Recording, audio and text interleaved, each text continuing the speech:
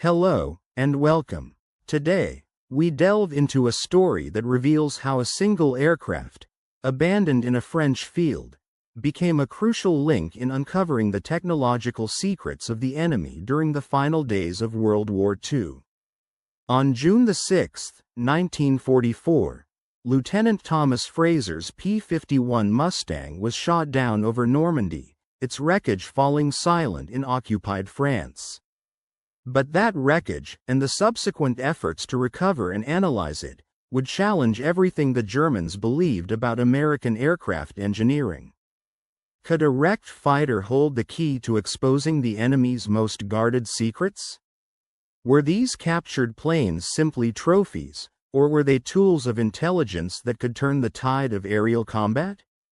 How did the Germans transform a broken Mustang into a window into American strategy, through meticulous repair, testing, and demonstration, revealing strengths and weaknesses the Allies weren't eager to share? And what did German pilots and engineers learn when they finally flew these enemy aircraft, confronting firsthand the technological edge of the Americans? All these pieces come together in a question that haunts every aspect of this story. How did the systematic examination of captured enemy aircraft, like Fraser's Mustang, reshape the German understanding of aerial warfare, yet ultimately expose their strategic vulnerabilities? In this video, we will trace the journey from crash site to testing ground, peeling back layers of deception, propaganda, and technological discovery. We will see how these efforts to analyze and understand the enemy's most advanced aircraft, despite resource shortages and strategic collapse, became a last, desperate attempt to hold the line. And we will reveal how, through intelligence gained from these wrecks, the Germans uncovered the true power of American engineering, power that would help decide the outcome of the air war. The most intriguing part begins now: how a single wreck, once dismissed as mere debris, became a catalyst for revealing the secrets of the aircraft that would dominate the skies, shaping the final chapters of the greatest aerial conflict in history. June 6th, in the year 1944, a day forever etched into the history of warfare and human resilience. Somewhere near the small town of Rouen in France, the shimmering metallic fuselage of a damaged P-51 Mustang descended through the remnants of broken clouds, its once fierce engine, a Merlin power plant, now trailing a thin, curling ribbon of smoke that marked its slow, inevitable decline. Lieutenant Thomas Fraser, a brave pilot assigned to the 434th Fighter Squadron of the 4th Fighter Group, had become disoriented amidst the chaos and destruction unfolding above the tumultuous Normandy beaches. His aircraft, bearing the squadron code QPG and affectionately nicknamed Jerry by its crew, had taken a brutal hit during a fierce aerial engagement. The impact had driven him off course and forced him into a perilous crash landing amidst the rolling fields of rural France. Though Fraser survived the ordeal, surviving the crash and the subsequent capture, he would spend the remainder of the war as a prisoner of war, a small but poignant reminder of the fierce fighting that characterized those turbulent days. The aircraft itself, with the serial number 43248-25, a P-51B15NA model, was about to begin a journey that would challenge the very assumptions held by some of the most experienced and daring test pilots in the German Luftwaffe. Lying relatively intact in that quiet French field, the Mustang was soon discovered by German salvage teams. Over the course of the war, these teams had refined a systematic approach to recovering crashed Allied aircraft, an art form in its own right, across occupied territories throughout Europe. Within mere weeks, this particular aircraft would be transported to the Luftwaffe's main testing facility in Riemen, located approximately 100 kilometers northwest of Berlin, in the region of Mecklenburg. There, it would undergo extensive repairs, a process involving the careful cannibalization of components from other aircraft wrecks deemed beyond repair, parts collected from across the vast German-controlled territories. Once restored, the aircraft would be painted with German markings, its fuselage bearing the Luftwaffe code T9+HK, a designation used for captured enemy aircraft. Its tail and undersides would be painted in vivid RLM-04 yellow, a bright color chosen deliberately for easy identification by German pilots during flight, minimizing the risk of friendly fire or mistaken identity amidst the chaos of aerial combat. The propeller spinner would be painted yellow as well, while a distinctive red band would encircle the nose of the engine cowling, further aiding recognition during flight operations. In accordance with the Luftwaffe's standard procedures for handling captured enemy aircraft, this Mustang was destined for assignment to one of the service's most unusual and specialized units, the Wonder Zirkus Rosarius. This unit was tasked with examining these captured aircraft, not merely as trophies but as vital sources of intelligence.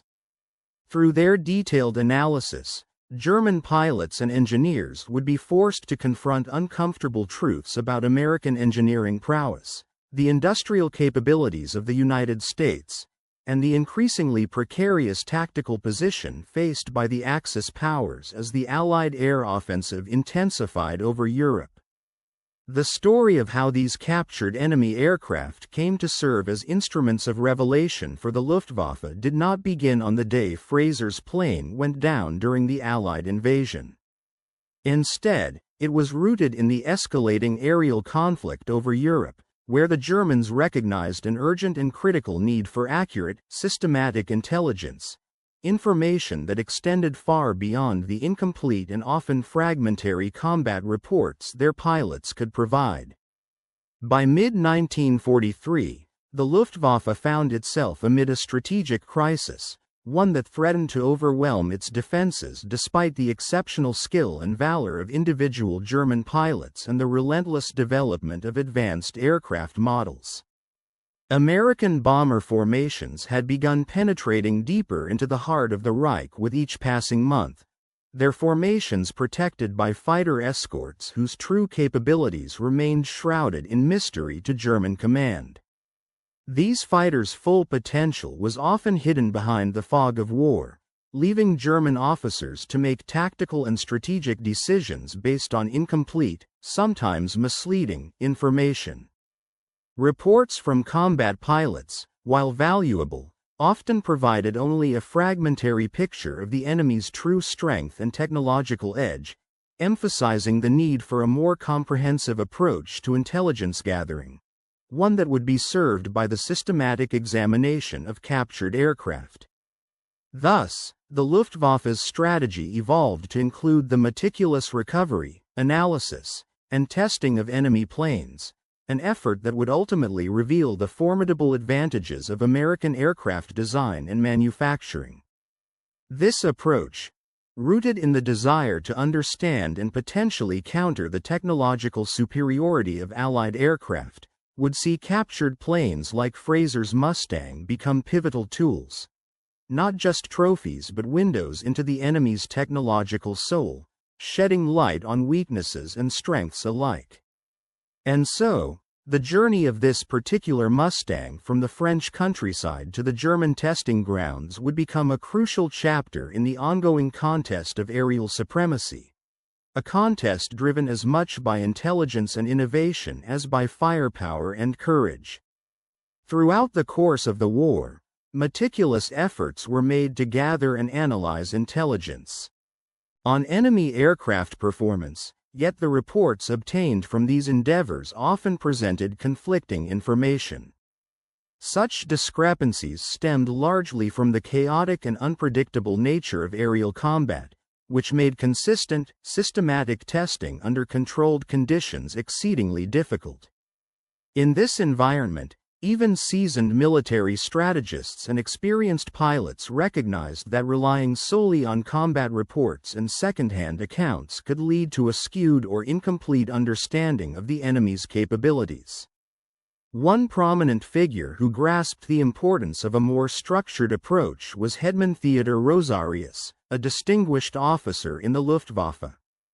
He understood that to effectively counter the Allied air threat, Germany needed more than just anecdotal evidence. Instead, there was a pressing necessity for direct, hands-on engagement with captured enemy aircraft.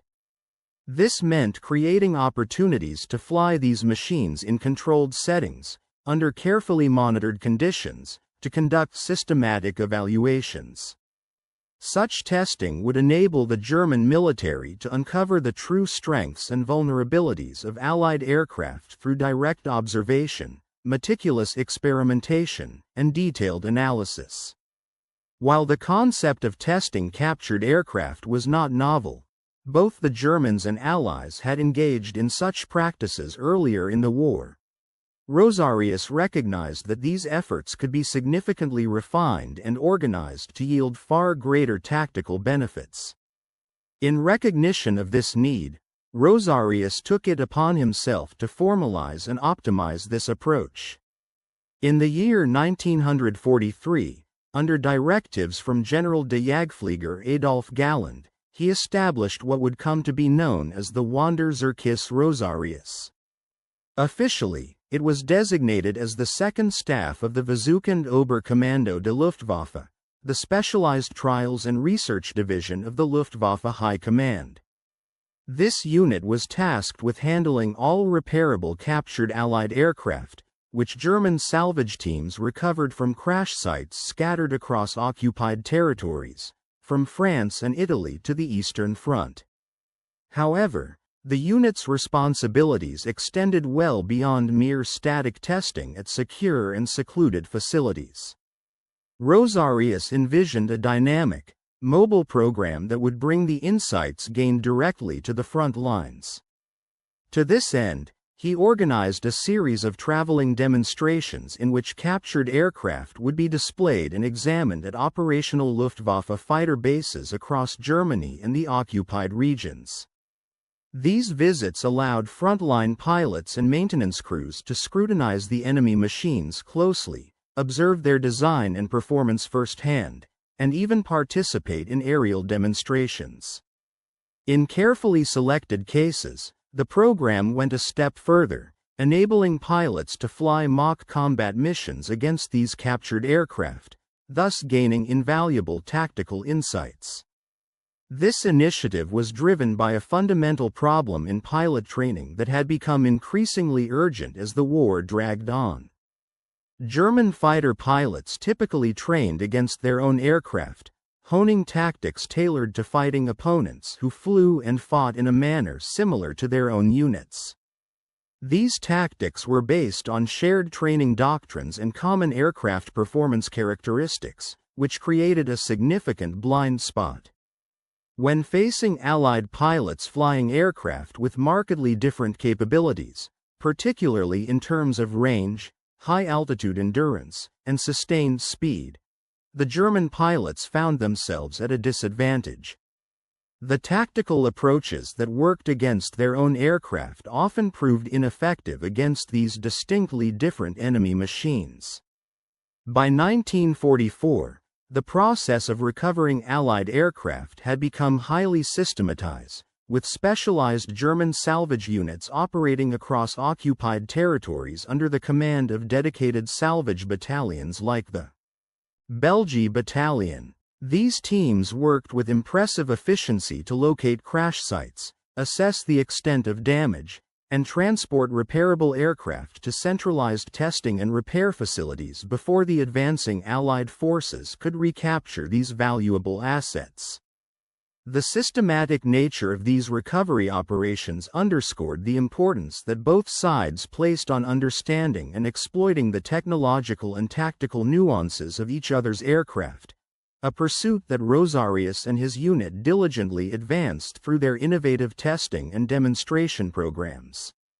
The organization of their forces demonstrated the meticulousness characteristic of the German military structure, a testament to their enduring discipline and strategic planning, even as the availability of resources gradually became more limited and constrained.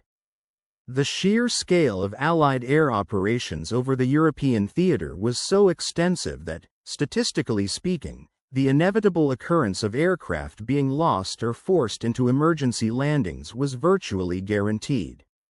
Each month, thousands of sorties were conducted by both American and British air forces, and these relentless missions inevitably resulted in a significant number of aircraft suffering mechanical failures, sustaining battle damage, experiencing navigation errors, running out of fuel, or being affected by adverse weather conditions.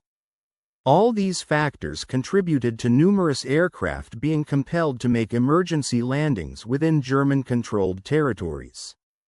However, not every aircraft that experienced a crash was entirely destroyed upon impact. Some pilots, faced with hopeless situations, executed controlled crash landings, carefully bringing their aircraft down in a manner that minimized damage. These pilots managed to leave their planes largely intact, sometimes with only minor structural damages that could be repaired with the resources and spare parts available to the Germans in the field. Such instances provided valuable opportunities for the enemy to recover intact aircraft, which could then be studied, repaired, and potentially returned to operational status. One notable example was Fraser's P-51 Mustang, with the serial number 15,215,000, which fell into the category of aircraft deemed repairable after crash. During the fierce fighter sweeps supporting the D-Day invasion, this aircraft had sustained damage that forced its pilot to execute an emergency landing in territory still under German control, despite the ongoing Allied invasion. German recovery teams swiftly arrived at the crash site within hours, following well-established procedures for assessing and handling such incidents. The German teams examined the Mustang with great care, thoroughly assessing the damage to determine whether the aircraft could be salvaged.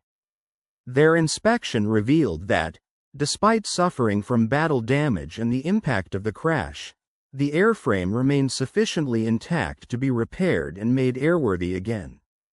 The aircraft was then carefully loaded onto a specialized transport vehicle designed specifically for moving damaged aircraft without causing further harm, and it was transported to Rechlin. Rechlin, the Luftwaffe's primary testing and repair facility located near Lake Moritz, served as the central hub for evaluating new German aircraft designs and conducting detailed examinations of captured enemy aircraft. Officially designated as the Luftwaffe's Central Testing Center on February 26, 1936, this facility boasted extensive workshops equipped with specialized tools and machinery. It housed comprehensive test ranges for various evaluation procedures, and its runways were specifically designed for conducting evaluation flights under controlled conditions, ensuring that each aircraft could be thoroughly tested before being considered for operational use or further modification. Despite lacking access to original technical manuals, factory specifications, or genuine spare parts manufactured to the original tolerances, technicians at Rechlin demonstrated remarkable skill in reverse engineering and repairing Allied aircraft, including the famous P-51 Mustang. Their work required considerable ingenuity and resourcefulness, often involving innovative solutions and improvisation to overcome the considerable challenges posed by limited resources. The repair process for Fraser's Mustang was particularly complex, as it involved cannibalizing components from other damaged P-51s recovered across Europe, building a stockpile of parts that could be matched and fitted to restore a single aircraft capable of flight. Among the critical components was the Packard V1650-3 Merlin engine, a license-built version of the renowned Rolls-Royce Merlin 63. This engine featured a two-stage, two-speed supercharger, capable of delivering approximately 1,490 horsepower at an altitude of 13,750 feet, with a boost pressure of 61 inches of mercury. Such engines were invaluable assets in the repair and restoration process, providing the necessary power and performance to bring a once damaged aircraft back into operational condition and continue the fight overhead. Pressure systems and other critical components of the aircraft underwent a comprehensive inspection, during which any necessary repairs were carried out meticulously. To facilitate these repairs, technicians sourced replacement parts from multiple suppliers, ensuring the aircraft was restored to optimal condition. This particular engine represented a remarkable achievement in aeronautical technology, as it delivered significantly greater power at high altitudes compared to traditional single-stage supercharged engines. Its advanced design featured a sophisticated intercooled, two-stage supercharger system, which allowed the aircraft to maintain superior performance even in thin, high-altitude environments, setting a new standard in fighter engine engineering. In the process of preparing the aircraft for operational testing, the original armament, namely, the 450 caliber Browning M2 machine guns mounted 2 per wing in the P-51B configuration, was removed. Instead of restoring these weapons, ballast weights were carefully installed in their place. This adjustment was necessary to preserve the aircraft's proper weight distribution and center of gravity, critical factors for maintaining balanced flight characteristics. The removal of weapons was mandated by German regulations that strictly prohibited arming captured aircraft used for testing and demonstration purposes. Such restrictions were rooted in both safety protocols and strategic concerns, particularly the fear that a captured aircraft might be misused if it fell back into Allied hands through accident, sabotage, or defection. Subsequently, control surfaces, such as the ailerons, elevators, and rudders, underwent rigorous examinations to verify their structural integrity and confirm their proper function. Hydraulic systems, vital for operating the control surfaces and other onboard systems, were pressure tested to detect potential leaks and ensure their reliability under operational stresses. Fuel tanks, critical for the aircraft's endurance and safety, were inspected with meticulous care, looking for any signs of damage, cracks, or potential leak points that could result in catastrophic failure during flight. Preservation of the original Razorback canopy design, a characteristic feature of the P-51B, was a priority. It was carefully repaired while maintaining its distinctive framed structure. However, later observations by German pilots noted that this canopy, with its segmented framing, restricted rearward visibility compared to the more modern bubble canopy introduced in the subsequent P-51D model. After weeks of diligent work, carried out by highly skilled technicians working under constrained conditions and often employing improvised solutions, the aircraft was declared ready for its initial test flights. These flights would be conducted by experienced German test pilots who approached the task with a mixture of professional curiosity and a healthy degree of skepticism, shaped by years of Luftwaffe propaganda portraying American aircraft as crude, mass-produced machines that prioritized ease of manufacturing over engineering excellence. Official German narratives had long portrayed American aircraft as inferior, emphasizing their supposed reliance on quantity rather than quality, and highlighting their simple, straightforward manufacturing processes that sacrificed engineering sophistication. Many German pilots, influenced by this propaganda, believed that American aircraft aimed primarily at producing sufficient quantities of acceptable fighters, rather than pursuing the refined engineering, performance optimization, and technological innovation that German designers meticulously cultivated in their own aircraft. However, these assumptions began to rapidly erode the moment the seasoned German test pilots climbed into the cockpit of the captured Mustang and experienced firsthand the true extent of American engineering achievement. What they encountered was a fighter aircraft that combined careful, deliberate design with advanced engineering solutions and meticulous attention to operational details. The cockpit of the P-51B immediately struck these pilots as notably more spacious and thoughtfully arranged compared to the cramped confines of the Messerschmitt Bf-109's cockpit or even the somewhat roomier environment of the Focke-Wulf FW-190. The layout of the Mustang cockpit exemplified ergonomic excellence. Controls and instruments were logically organized and positioned within easy reach of the pilot, significantly reducing workload and fatigue during tense combat situations. Such thoughtful design not only enhanced pilot comfort but also contributed to more effective aircraft handling and situational awareness, qualities that German pilots had not expected to find in an American aircraft, given the prevailing stereotypes and official disinformation campaigns. Focusing primarily on tactical scenarios rather than being preoccupied with complex aircraft systems, German test pilots found that the aircraft's instrumentation was thoughtfully designed for ease of use. The gauges were clearly marked and grouped logically by function, adhering to human factors principles that prioritized the pilot's ability to process information quickly and efficiently during high-stress situations. The seat offered noticeably superior comfort compared to contemporary German fighters, an often overlooked yet critical aspect during lengthy missions where pilot fatigue could severely impair judgment and operational effectiveness. Visibility from the cockpit was markedly better than that available to pilots flying the Bf-109, even in its earlier Razorback configuration that featured a framed canopy. The Razorback's heavily framed design considerably restricted the pilot's sight lines, especially towards the rear, leaving German pilots vulnerable to attack from behind. In contrast, the Mustang's design provided an unobstructed field of view, greatly enhancing situational awareness and safety during combat engagements.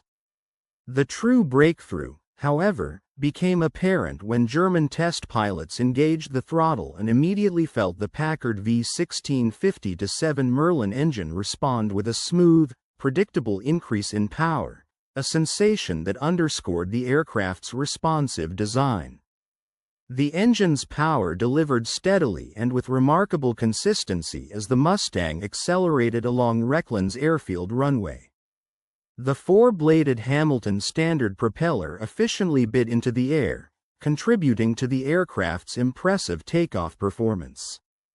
The initial roll was notably shorter than what one might expect for an aircraft weighing over 10,000 pounds, directly reflecting the engine's substantial output and the aircraft's aerodynamically optimized structure that minimized drag across the entire speed spectrum.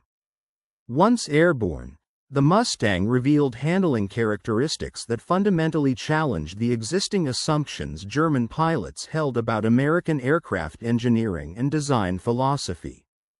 The flight controls exhibited a harmonious balance, with ailerons, elevators, and rudder forces carefully calibrated to provide consistent and predictable responses across all flight regimes, from approach speeds to maximum velocity. As the aircraft gained speed, control forces increased in a predictable manner, offering solid feedback without becoming overly stiff, thus aiding the pilot in maintaining precise control. Conversely, at lower speeds, control forces diminished smoothly, avoiding the oversensitive or twitchy behavior that could compromise stability during critical phases of flight. The Mustang responded sharply and reliably to every control input, lacking the oversensitivity or nervy handling issues that sometimes marred other fighters. Its roll rate was significantly superior to that of the Bf-109, approaching the exceptional agility demonstrated by the FW-190 in high-performance maneuvers. This agility allowed pilots to quickly change flight direction, an essential capability for both offensive strikes and defensive evasion tactics in combat scenarios. The aircraft could be aggressively maneuvered into various tactical positions without showing any signs of departure from controlled flight, such as unintended spins or dangerous handling quirks that could prove fatal under combat stress. German test pilots meticulously explored the aircraft's performance envelope through a series of carefully planned test flights. They pushed the Mustang through standardized maneuvers designed to uncover its strengths, limitations, and any hidden vulnerabilities. The aircraft's climb performance made a particularly strong impression, raising concerns about its tactical implications. The P-51B demonstrated an ability to sustain excellent climb rates up to very high altitudes, a capability that significantly enhanced its operational versatility and posed a formidable challenge to existing German fighters. Flying at altitudes exceeding 30,000 feet, the two-stage supercharged Merlin engine of the P-51 Mustang continued to produce impressive amounts of power, even as the thinner, colder air encountered at such heights severely diminished the performance of German fighters equipped with single-stage superchargers.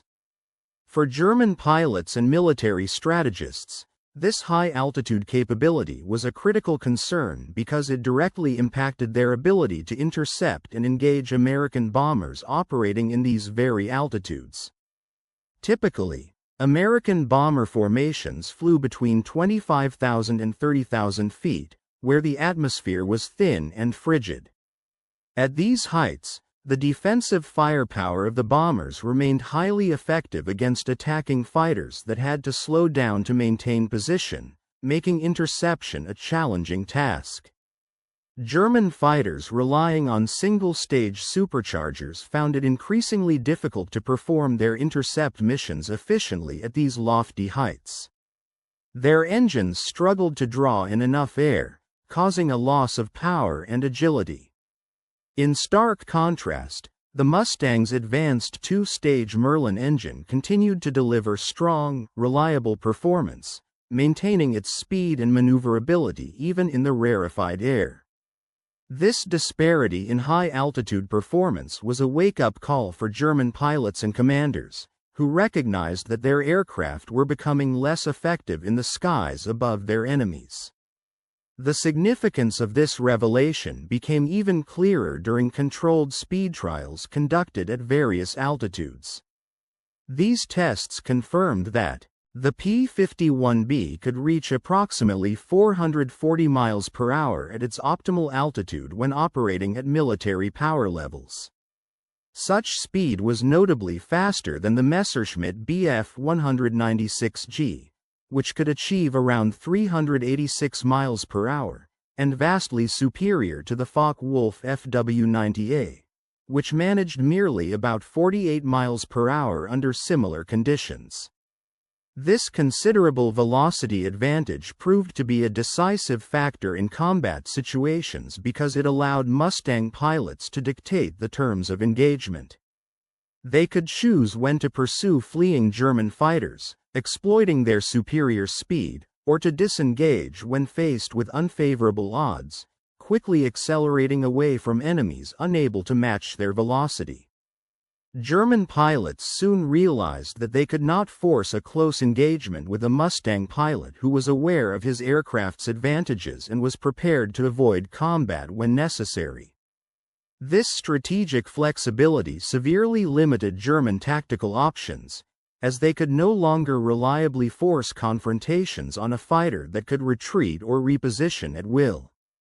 The aircraft's aerodynamic design, fundamentally based on NACA-designed laminar flow airfoil sections, contributed heavily to these capabilities.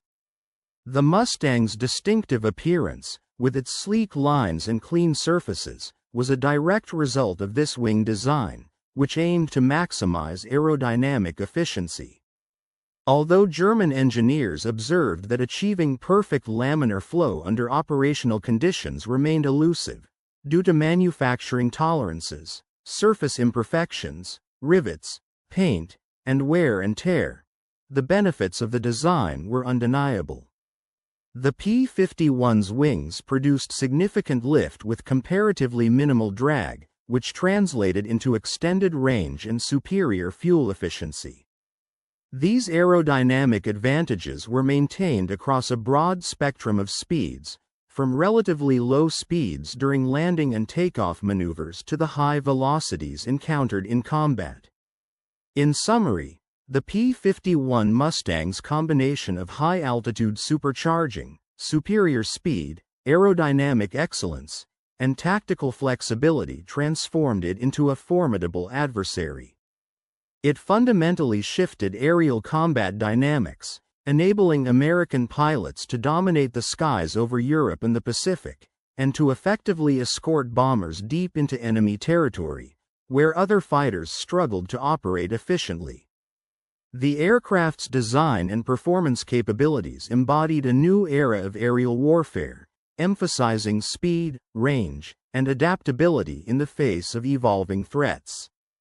During combat maneuvers, the P-51 Mustang exhibited exceptional high-speed handling capabilities, providing pilots with a sense of stability and predictability that greatly reduced their workload during intense dogfights. This consistent performance in high-speed situations, especially during quick directional changes and evasive actions, contributed substantially to the aircraft's overall combat effectiveness, allowing pilots to focus more on tactics rather than fighting the plane's controls. When it came to dive performance, the Mustang demonstrated a remarkable edge over its German counterparts. Unlike many other fighters of the era, which often suffered from control stiffening and a noticeable decline in maneuverability when approaching or exceeding their maximum design speeds, the Mustang maintained remarkable control.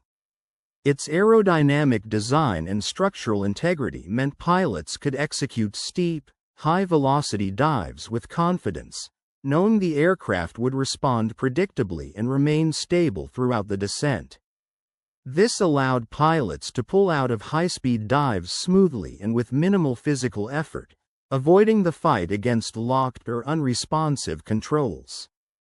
Throughout these rapid maneuvers, the airframe stayed steady, free from tendencies such as flutter, buffeting, or any risk of structural failure. German test pilots, interested and somewhat concerned by these capabilities, recognized this feature as a significant advantage because German tactical doctrine heavily relied on dive attacks, using altitude to gain speed and energy before pulling up again to engage enemy formations or intercepting fighters. The ability of the Mustang to follow and counter high-speed dive attacks by German fighters effectively neutralized a critical element of German tactical strategy. It was a notable shift in aerial combat, as the Mustang could chase and retreat from German aircraft with full control authority intact, even at extreme speeds where other fighters might lose responsiveness or control. However, analyzing the Mustang's turn performance revealed a more nuanced picture. While it excelled in many aspects, it could not match the sustained turn rate of the Messerschmitt Bf 109 at moderate speeds in level flight. This was primarily due to the Bf 109's design feature, automatic leading-edge slats, that deployed during high angle of attack maneuvers. These slats delayed wing stall and allowed for tighter, sustained turns at moderate speeds, giving the Bf 109 a distinct advantage in turn performance within its speed envelope. In engagements involving slow, sustained turns at medium altitude, the Bf 109's lighter and more compact frame granted it a definite advantage, offering a smaller turn radius and a higher turn rate. Nevertheless, through rigorous testing and simulated combat, German pilots recognized that the Mustang's superior speed and climb rate enabled the more skilled pilots to adopt energy tactics, avoiding prolonged turning battles altogether. Instead of engaging in close quarters turning dogfights, they could use their aircraft's ability to gain and regain altitude rapidly, converting speed into altitude and vice versa with efficiency.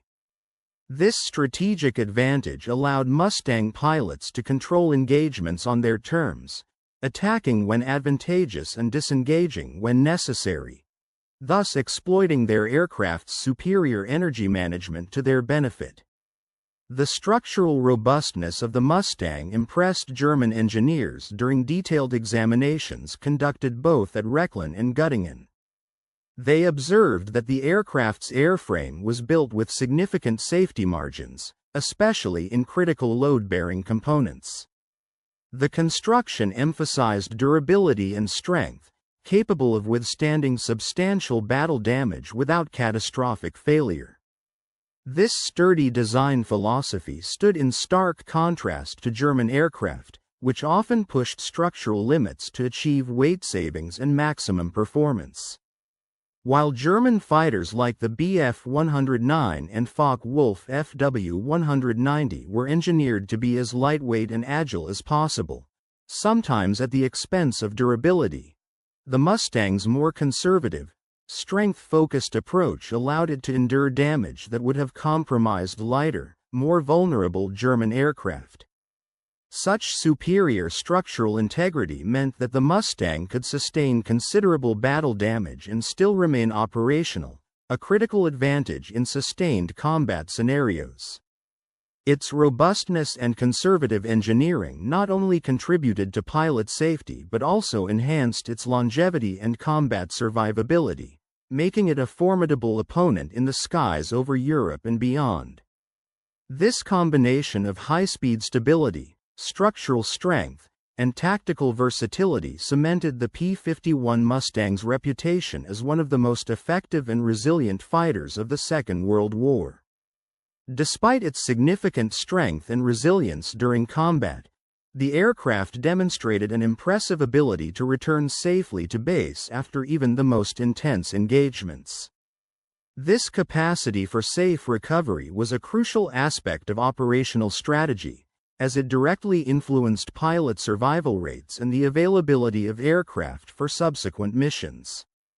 In essence, the design philosophy embraced by American aircraft engineers placed a high premium on survivability and ease of maintenance.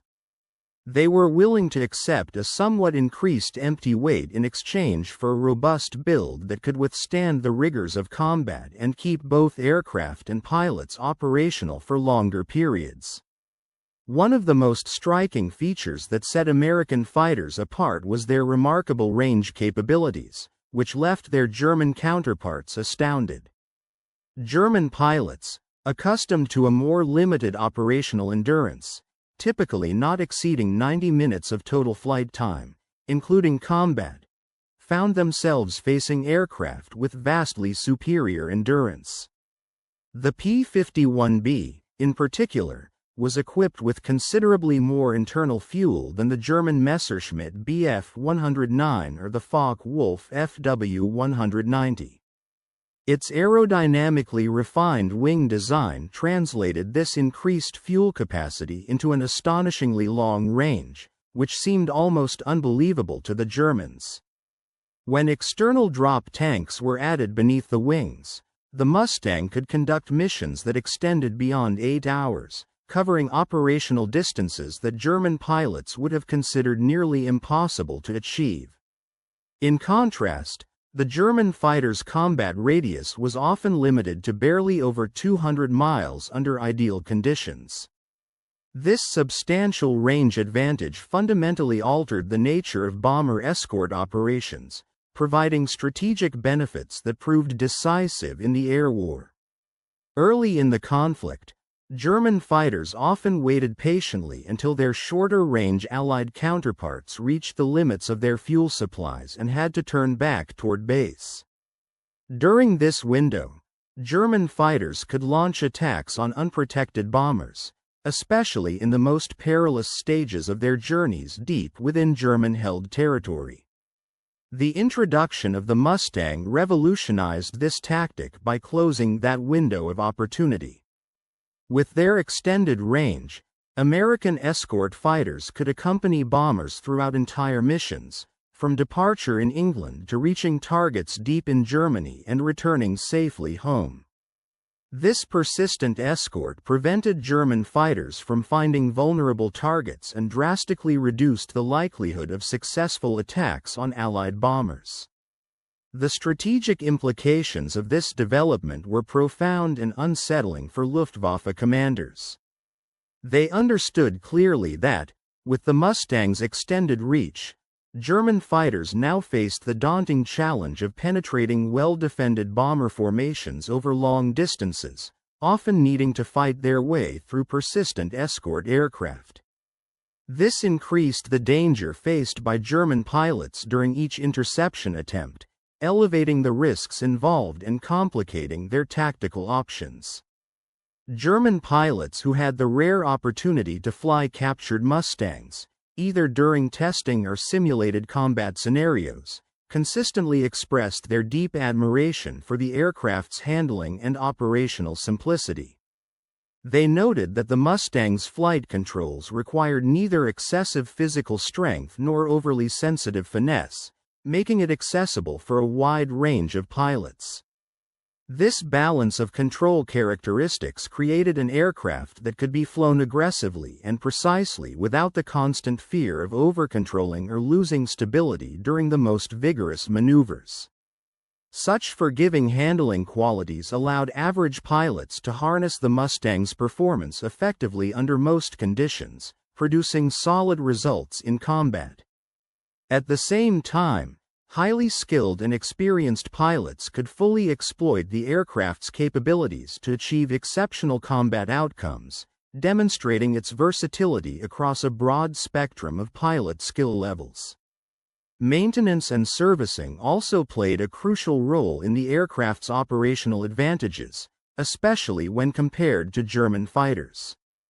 Ground crews, accustomed to the often complicated and challenging maintenance routines required by aircraft like the Bf-109 and Fw-190, particularly under field conditions with limited tools, found the Mustang's design considerably more accessible. The engine cowling of the Mustang was sectioned into multiple panels, providing excellent access to the Merlin engine and its auxiliary systems. This design facilitated quicker inspections, repairs, and routine servicing, ensuring that the aircraft could be kept in combat-ready condition with less effort and time, an important factor in wartime operational efficiency. Aircraft, such as the Mustang-coded T9+HK, were brought to various Luftwaffe fighter bases across Germany during late 1944. These aircraft had been meticulously repaired and prepared, then taken on comprehensive tours to demonstrate to German pilots the capabilities of their enemy's technology. Each visit was meticulously planned, transforming into a series of live demonstrations that left a lasting impression on everyone present. At each location, the host units quickly established temporary operational setups, creating a controlled environment where detailed demonstrations could be conducted. These exhibitions were not merely static displays. They were dynamic showcases designed to vividly illustrate the true performance potential of Allied aircraft, directly contrasting it with German aircraft in both visual and aerial maneuvers. The Germans learned firsthand what their adversaries' fighters could accomplish in the skies, gaining valuable insights into tactics that could be employed against them, as well as identifying weaknesses that could be exploited. The process often began with the startling sight of the captured aircraft taxiing onto the runway, moving past lines of German pilots and ground crews. The scene was almost surreal. Aircraft painted with the distinctive markings of the enemy were maneuvering among German fighters, some sporting bright yellow identification bands. Witnessing these enemy planes up close had a profound psychological effect, transforming them from distant, abstract threats into tangible, real entities. This visual exposure made the enemy aircraft more comprehensible and less intimidating, providing a psychological edge and a sense of familiarity. Following the taxiing displays, experienced German test pilots would take to the skies in the captured Mustangs, performing a series of carefully choreographed aerobatic routines and tactical maneuvers. These flights served a dual purpose. They demonstrated the aircraft's raw performance capabilities and offered a vivid, illustrative lesson that was far more effective than written technical reports or verbal briefings. Observing the aircraft in motion allowed German pilots to truly grasp its strengths and limitations. During these demonstrations, the pilots would execute high-speed passes at low altitude, emphasizing the Mustang's substantial velocity advantage over German fighters. They would climb to altitudes exceeding 30,000 feet, showcasing the remarkable climb rate and high-altitude performance enabled by the two-stage supercharged engine. Such climbs clearly demonstrated the aircraft's superiority in reaching and maintaining high altitudes, an essential tactical advantage in combat. In addition, the test pilots would conduct sharp, rapid roll maneuvers, precise aileron rolls that showcased the Mustang's agility and quick directional changes. These displays highlighted the aircraft's excellent roll rate, giving the Germans a clear understanding of its maneuvering potential. To illustrate combat scenarios, mock dogfights would be staged between the captured aircraft and German fighters, emphasizing the Mustang's strengths and, equally important, revealing the circumstances under which German aircraft still held advantages. Once the flying demonstrations concluded, the aircraft would be brought to a halt on the ground, where pilots and ground personnel could approach the aircraft directly. They could inspect the cockpit layout, examine the instrument panel, and ask detailed questions of the experienced test pilots, who, having flown the captured aircraft extensively, could provide in-depth insights into its operation and nuances. These hands-on sessions were invaluable for demystifying the enemy aircraft, transforming abstract technical data into tangible, understandable knowledge. Perhaps the most impactful aspect of these visits was the series of mock combat sessions. In these staged aerial battles, the captured Allied fighters, such as the Mustang, were used to simulate combat scenarios and demonstrate tactical advantages. Observing the aircraft in a realistic combat context allowed German pilots to see firsthand how to exploit the Mustang's capabilities, understand its vulnerabilities, and refine their own tactics accordingly. These demonstrations played a crucial role in influencing German pilots' perceptions and strategies, informing their approaches in actual combat situations, and ultimately contributing to the ongoing evolution of aerial warfare tactics during the conflict. In the latter stages of 2014, efforts were made to immerse experienced German fighter pilots in carefully orchestrated simulated combat scenarios, designed to emulate real battle conditions with meticulous control and supervision. These pilots, highly skilled and well-versed in aerial combat tactics, would fly their own operational aircraft against captured enemy types, providing them with invaluable first-hand experience. The primary goal was to observe how Allied fighters performed in dynamic, unpredictable combat situations and to identify which tactics were effective and which proved inadequate when confronted with specific Allied aircraft. One notable demonstration took place at an airfield hosting the Yagashata 1 Squadron during late 1944, a period when Allied bomber raids had become increasingly intensive, and German aviation losses were mounting rapidly. The base commander, eager to enhance the tactical understanding of his pilots, organized for several of his most seasoned and capable pilots to participate in mock engagements against the captured P-51 Mustangs. This practical exercise aimed to equip them with direct insights into the Mustang's strengths and weaknesses, insights they could later share with their comrades throughout the squadron. During these exercises, a German test pilot flew the P-51 Mustang, showcasing various tactics that American pilots typically employed during actual combat encounters. By leveraging the Mustang's notable advantages, particularly its outstanding speed and superior climb performance. He demonstrated how to maintain energy and positional advantage throughout an engagement.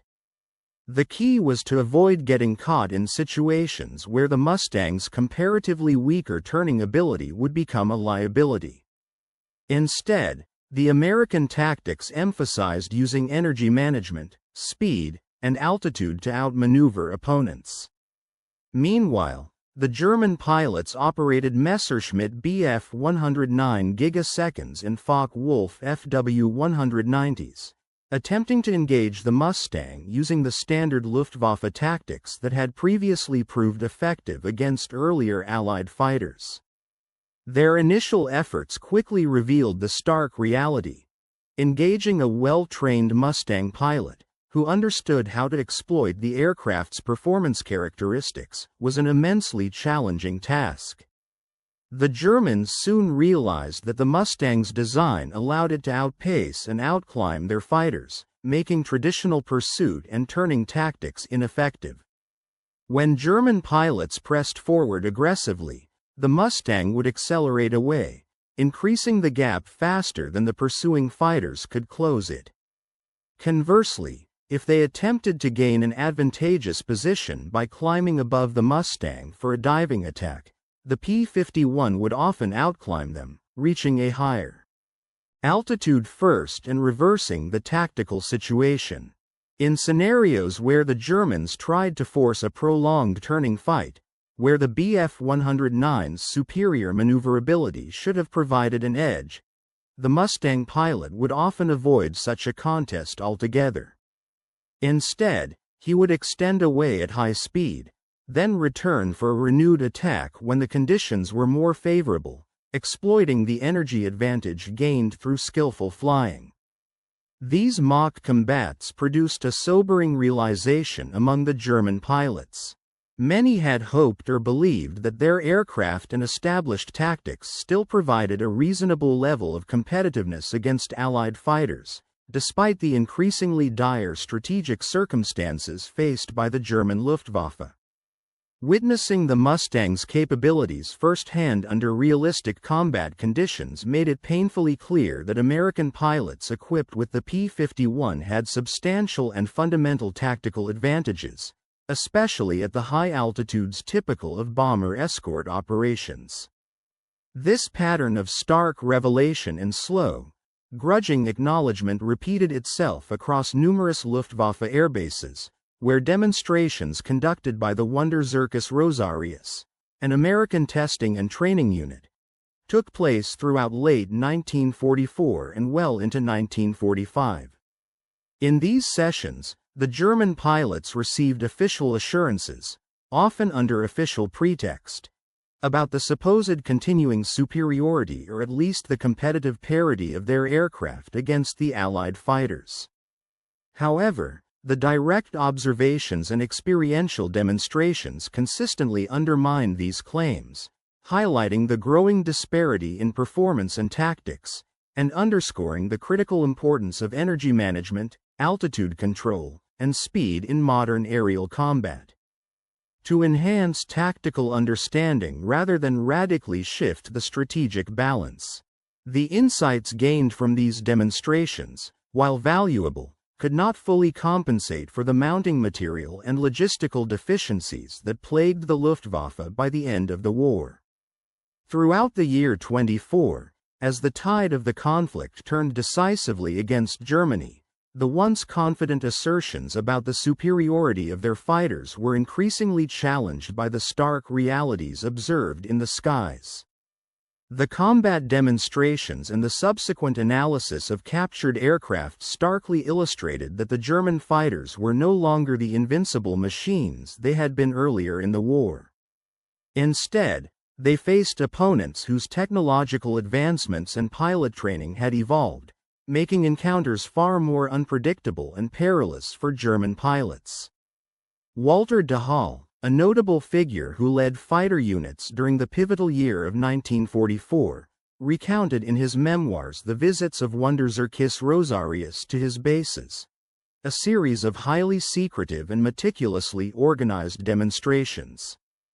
Although his accounts offer valuable insights, it is widely acknowledged by historians that de Haal's narratives must be approached with caution. His reports are sometimes colored by the inherent biases of a soldier eager to emphasize the importance of his own experiences, and there are documented issues concerning the accuracy and consistency of his writings. In these visits, some of the most striking scenes involved the arrival of captured American fighters and heavy bombers. These aircraft would often be parked side by side with German fighters, creating an almost surreal tableau of enemy machines resting in peace on German airfields, while their pilots conducted close inspections. Such scenes were not merely for curiosity, they served a strategic purpose. Formation leaders were allowed to fly these captured aircraft during specially arranged mock combat missions under controlled conditions. These exercises provided first-hand experience and a clearer understanding of Allied aircraft performance, handling, characteristics, and tactics, which was far more valuable than relying solely on reports or theoretical knowledge. De Haal emphasized that this hands-on approach to learning about the enemy's aircraft was an extraordinary asset. He believed that familiarity with the capabilities and vulnerabilities of Allied fighters could significantly influence tactical decisions in combat, where rapid judgment often meant the difference between life and death. After these demonstration flights, the squadron commanders would hold detailed briefing sessions. During these meetings, they shared insights and tactical suggestions gleaned from their direct experience flying captured aircraft, aiming to transfer practical knowledge to their fellow pilots. This systematic process of education and tactical refinement aimed to better prepare German pilots for the harsh realities of aerial combat, especially given the increasingly complex and dangerous environment they faced.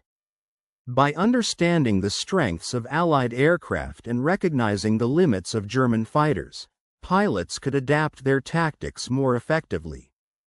However, as the year progressed into late 1944, the overall impact of these efforts was increasingly limited. The deteriorating strategic situation meant that, despite these valuable insights, the German Luftwaffe could not stem the tide of Allied superiority. The tactical intelligence gained from these demonstrations was undeniably beneficial, offering pilots a clearer picture of the enemy's aircraft and tactics. Still, it could not reverse the fundamental disadvantages straining Germany's air forces. The Luftwaffe struggled with severe and worsening shortages of fuel, which drastically curtailed flight training hours. As a result, the quality and readiness of new pilots entering combat deteriorated rapidly, leaving them with minimal practical experience before being thrown into brutal dogfights. Veteran pilots who had endured the relentless attrition of 1944, losing comrades and aircraft alike, became increasingly scarce. Those who had learned through bitter experience how to effectively combat aircraft like the P-51 Mustang, one of the Allies' most formidable fighters, were few and far between. The relentless losses meant that even the most skilled pilots were often lost before they could pass on their knowledge. Meanwhile, aircraft production, despite the heavy Allied strategic bombing campaigns targeting German industry, remained surprisingly resilient for a time. However, the steady flow of new aircraft could not compensate for the rapid and continuous losses of seasoned fighters, leading to an ever-depleting force. Most critically, the tactical insights gained from the captured aircraft, while providing some advantage in understanding enemy capabilities, ultimately served more as supplementary knowledge rather than a decisive factor in the overall strategic struggle. The resource shortages, dwindling experienced personnel, and relentless Allied pressure created a situation where, despite incremental improvements in tactical awareness, the German fighters and pilots could not stem the overwhelming momentum of Allied air power. The combined effect of these factors rendered the Luftwaffe's earlier dominance increasingly illusory, as the war in the skies shifted inexorably against Germany's favor. Rather than serving to boost morale, the sight of the American P-51 Mustang increasingly had a demoralizing effect on German pilots, who soon recognized the stark reality of their own disadvantages in comparison.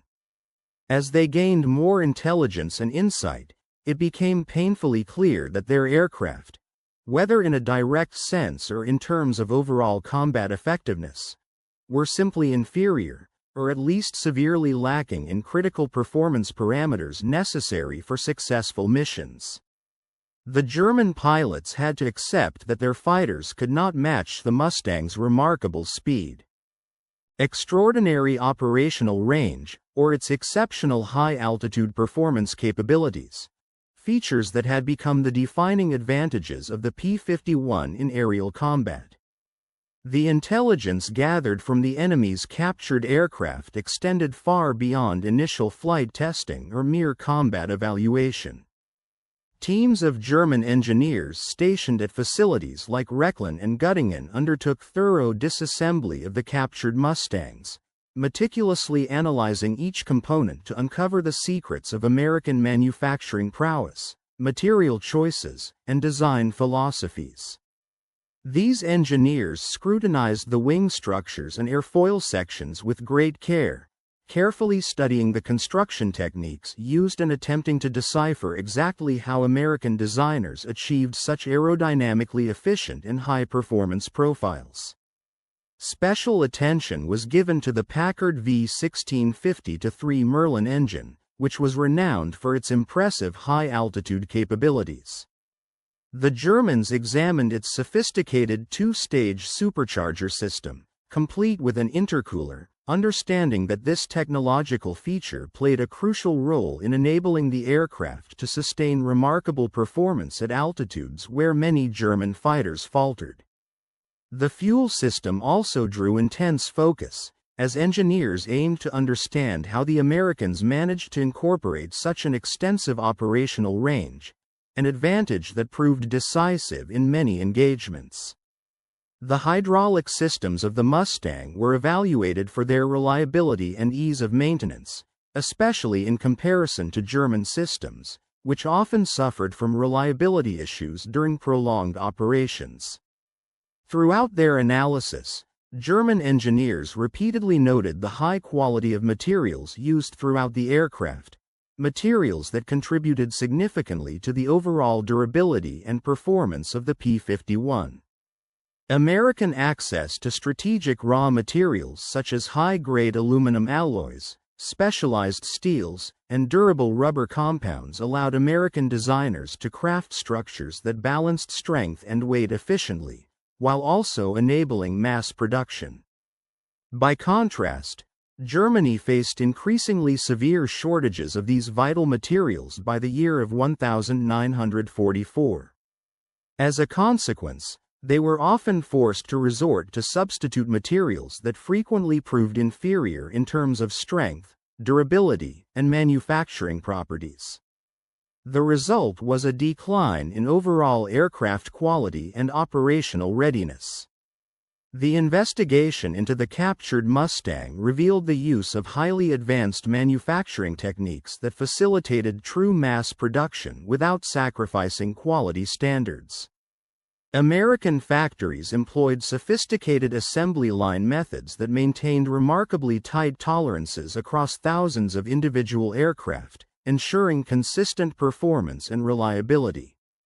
In contrast, German production had become more dispersed, relying on a network of smaller, scattered facilities to avoid the destructive impact of Allied bombing campaigns. These smaller plants often utilized inadequately trained forced labor, which led to inconsistent quality, reduced manufacturing efficiency, and an increase in maintenance issues during operational service. One of the captured Mustangs, designated T9+HK, was operated by the Wonders Zirkus Rosarius until December 10 of the year 1944, when it was lost along with its pilot, Oberleutnant Liebchens.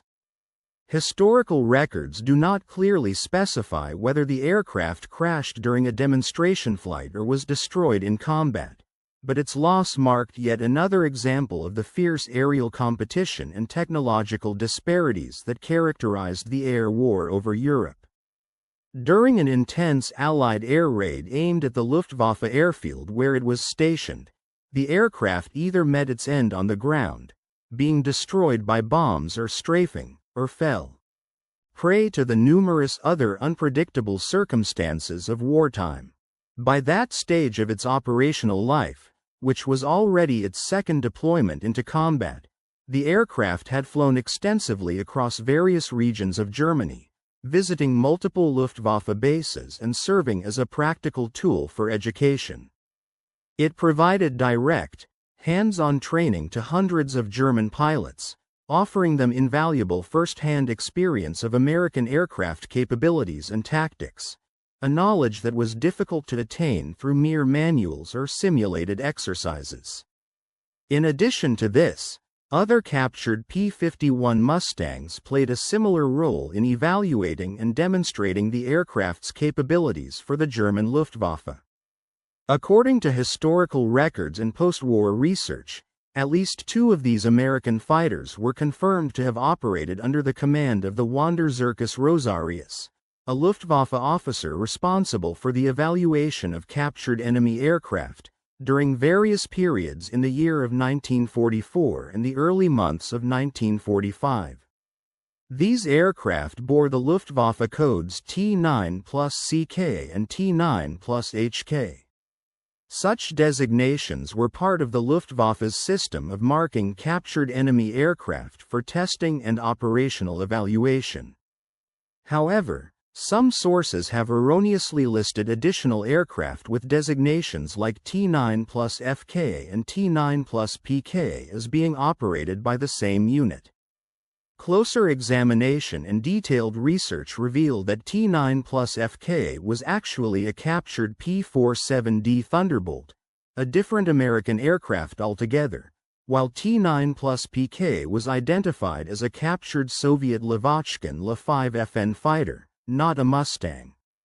The code T9 was not officially assigned to any specific Luftwaffe operational formation in the organizational records, suggesting it was an ad hoc designation created specifically for the operations involving these captured aircraft, rather than being part of the standard Luftwaffe organizational nomenclature. Further documentation indicates that one captured P-51B was stationed at Neuruppin Airfield, located roughly 60 kilometers northwest of Berlin. This aircraft was employed as a training tool for Hungarian fighter pilots, aiming to teach them effective tactics for engaging American Mustangs, especially against the German-built Focke-Wulf FW-190, nicknamed the Faller Wolf. The transfer of such tactical knowledge was a strategic move, recognizing that the Mustang posed a significant and growing threat on the battlefield. Understanding its strengths and weaknesses was crucial for developing countermeasures. The training focused on teaching pilots how to identify and exploit the areas where German and Hungarian fighters still held advantages. These included sustained turn performance at lower speeds and altitudes, where the aircraft could outmaneuver the Mustang. At the same time, pilots were instructed to avoid situations that played directly into the Mustang's overwhelming strengths, its exceptional speed, high climb rate, and superior performance at higher altitudes. The broader implications of German pilots gaining direct experience with the highly capable American fighters went well beyond immediate tactical considerations. The Mustang became a stark, tangible symbol that American industrial and engineering prowess matched, or even exceeded, German achievements in critical technological areas. This realization stood in stark contrast to years of propaganda that had aimed to portray American industrial capacity as inferior. The undeniable presence of the Mustang as a formidable adversary challenged many deeply held beliefs within the German military establishment.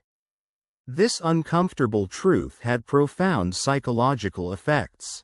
It undermined the confidence of German pilots, who recognized that they were fighting against an aircraft that represented a significant technological edge. As they understood more about the Mustang's capabilities, many came to the conclusion that no amount of skill, bravery, or tactical ingenuity alone could fully neutralize its advantages. The aircraft's impressive range capabilities, in particular, caused considerable concern among German commanders, who saw it as a decisive factor that could extend Allied reach far beyond previous limits and complicate defensive strategies. In sum, the presence and evaluation of captured Mustangs deeply influenced German strategic thinking during the later stages of the war. It highlighted the stark gap in technological progress and industrial capacity between the Axis and Allied powers, and it contributed to a decline in morale among German pilots, who increasingly realized they faced an adversary that was difficult to counter despite their best efforts. The aircraft's exceptional range and performance capabilities underscored a decisive shift in aerial warfare, emphasizing the critical importance of technological superiority in determining the outcome of battles and, ultimately, the war itself. The strategic landscape of the air war over Germany underwent a profound transformation as the Allies gained significant technological and operational advantages, fundamentally altering the balance of power in the skies. Initially, the German Luftwaffe had relied on a degree of tactical flexibility, leveraging limited-range fighters and the element of surprise to contend with Allied bombing campaigns. However, the advent of the long-range Mustang fighters changed this dynamic dramatically. When these formidable aircraft became available in large numbers, they could provide continuous, unbroken escort coverage for entire bombing missions, from takeoff to landing. This shift meant that German fighters could no longer afford to wait patiently for bombers to exhaust their fuel supplies and turn back, as they had done previously, before attempting to intercept. Instead, German fighters now faced the daunting reality of engaging enemy aircraft under the protective umbrella of relentless, round-the-clock Allied escort, which significantly increased the danger and difficulty of successful intercepts. German pilots were forced to fight their way through dense formations of Allied fighters, often facing overwhelming numbers of well-organized and well-equipped opponents, thus reducing their chances of success and increasing their risk of heavy losses. The industrial disparity between the opposing sides became starkly evident through available production figures, which told a devastating story about the relative capacities of the United States and Nazi Germany.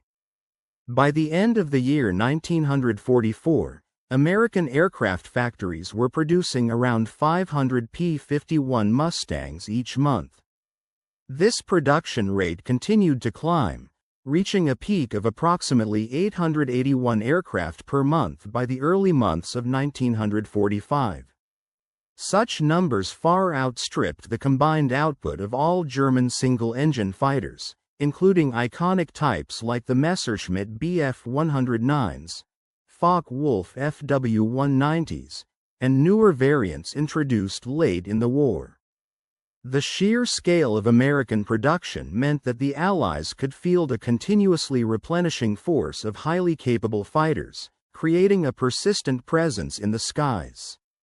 These aircraft were not only numerous but also built to high standards of reliability. Their engines were manufactured with consistent quality, ensuring dependable performance during critical combat situations.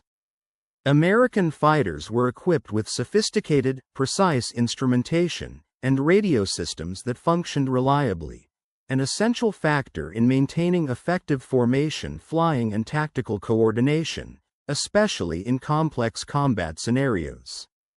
In stark contrast, German fighters increasingly suffered from severe logistical and maintenance difficulties. As the war progressed, the German forces experienced mounting challenges in keeping their aircraft operational. Shortages of spare parts, often replaced with makeshift or substandard substitutes, plagued maintenance efforts. The German military's reliance on undertrained or forced labor personnel, coupled with the dispersal of maintenance facilities across multiple locations, further compounded these problems. The result was a decline in aircraft readiness, with many fighters operating under suboptimal conditions and subject to higher rates of mechanical failure, which significantly diminished their combat effectiveness. Meanwhile, the quality of pilot training further exemplified the widening gap between the two sides. American pilots typically arrived at operational units with a substantial amount of training, often between 200 and 400 hours of flying experience. This extensive training included advanced instruction in combat tactics, instrument flying under various weather conditions, and precise formation procedures, all designed to prepare them for the complexities of high-intensity air combat. The emphasis on comprehensive preparation meant that American pilots entered battles with a solid foundation of skills, able to adapt quickly to rapidly changing tactical situations. By contrast, the German approach to pilot training had been dramatically and dangerously curtailed by late 1944. Fuel shortages, the loss of training facilities, and the depletion of experienced instructors meant that new German pilots often arrived at the front lines with barely 100 hours of total flight experience. Many received minimal or no instrument training at all, leaving them ill-prepared to handle the stresses of combat flying, especially under adverse weather conditions or in complex formations. Such inadequately trained pilots faced veteran American adversaries flying aircraft that, while perhaps not as numerous, were technologically superior and more reliable. The combination of inferior training and the advantage of better equipment resulted in grimly predictable outcomes, reflected in mounting German loss rates. Throughout the final phases of the air war, the loss rate among German fighter pilots soared uncontrollably, reaching unsustainable levels during 1944 and into early 1945. Experienced pilots, who had learned through arduous combat experience how to maximize their aircraft's remaining strengths and exploit enemy weaknesses, gradually became fewer. The attrition of skilled pilots, coupled with the deteriorating quality of replacements, contributed to a decline in German operational effectiveness and morale. This relentless loss of seasoned pilots and the inability to replace them with adequately trained personnel or reliable aircraft significantly impaired Germany's capacity to challenge Allied air dominance, hastening the inevitable collapse of their aerial defense network. During the intense years of aerial combat, the German Luftwaffe faced a profound and devastating challenge. Despite their efforts to accelerate pilot training, the rate at which pilots were being killed or grievously wounded far outpaced the ability to produce and train replacements. Even under the most condensed and insufficient training programs, new pilots arrived unprepared for the brutal realities of combat. On average, these freshly minted aviators survived only a handful of missions before being shot down. If they were fortunate enough to eject safely, many perished in the process. This relentless attrition was hemorrhaging the Luftwaffe of its most vital and irreplaceable resource: skilled, experienced pilots who possessed the critical knowledge, instinct, and judgment essential not only for survival but also for operational effectiveness. The loss of seasoned veterans at such a rapid clip created a crisis that threatened to undermine the very fabric of their Air Force's combat capability. Against this bleak backdrop, the German military introduced the Zirkus Rosarius demonstrations, an initiative designed to expose pilots to the formidable realities they would soon face in actual combat, before they encountered their enemies in the crucible of battle. These demonstrations were a stark revelation, providing German pilots with a brutally honest preview of the advantages held by their adversaries. While the primary aim was to enhance strategic awareness and prepare pilots psychologically, they also laid bare the deteriorating state of the German air war effort. Witnessing these displays firsthand made it painfully clear that the opposing forces possessed significant and fundamental performance advantages, particularly in critical areas that directly impacted combat outcomes. Operators of the captured P-51 Mustangs or those who observed demonstration flights understood, with uncomfortable clarity, that they would be facing foes equipped with superior speed, greater range, higher operational altitudes, and larger numbers. These factors, while offering tactical insights, compounded the psychological burden on German pilots, especially during the late years of the war, namely, late 1944 and early 1945, when the harshness of reality could no longer be ignored. The strategic disadvantages were glaring, and the knowledge of these gaps weighed heavily on those tasked with defending the Reich's skies. Despite these grim realities, some German test pilots engaged in extensive flight testing of the captured P-51 Mustangs, including multiple mock combat exercises. Their experiences fostered a grudging but genuine respect for American engineering and design philosophy. Through direct engagement with the aircraft, they recognized that the Mustang was a product of coherent, well-considered engineering, an aircraft that had been meticulously crafted to prioritize the characteristics most critical for its intended strategic role. The design deliberately sacrificed certain traits, such as sustained turn performance optimized for dogfighting, to enhance other vital capabilities like speed, extraordinary range, and exceptional high-altitude performance. This approach demonstrated a sound engineering judgment that focused on mission-specific compromises rather than blindly pursuing the highest possible performance in all areas. The Mustang's architecture embodied the principle of optimizing for operational effectiveness, aligning design choices with clear strategic objectives, namely, long-range bomber escort and effective engagement at high altitudes, rather than chasing the elusive ideal of pure dogfighting agility. Additionally, the aircraft's ease of production left a strong impression on German engineers, who, through their own manufacturing experience, appreciated the importance of practical design choices that facilitated mass production. The Mustang was deliberately engineered for manufacturing efficiency, employing modular construction techniques that allowed for parallel assembly processes, reducing bottlenecks and shortening production time. Its standardized parts simplified both the manufacturing process and the subsequent maintenance and repair procedures, lowering the barrier for training maintenance crews. These design features, which emphasized simplicity and repeatability, enabled the United States to produce these fighters in large quantities, giving them a significant strategic advantage in terms of numbers and operational flexibility. In essence, the aircraft's design reflected a careful balance, an intelligent compromise, crafted to meet specific operational demands without sacrificing the core attributes necessary for success in its strategic role. Its streamlined construction, coupled with innovative manufacturing methodologies, exemplified a pragmatic approach to aircraft design that prioritized mission success and operational sustainability. This emphasis on effective mass production and logistical efficiency further underscored the American commitment to maintaining air superiority through technological innovation and industrial prowess, setting a standard that would influence military aircraft development for years to come.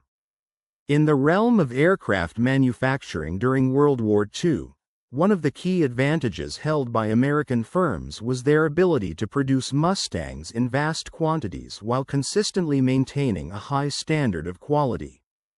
This impressive feat was largely attributable to the fact that the original design of the Mustang was inherently optimized for mass production from the outset.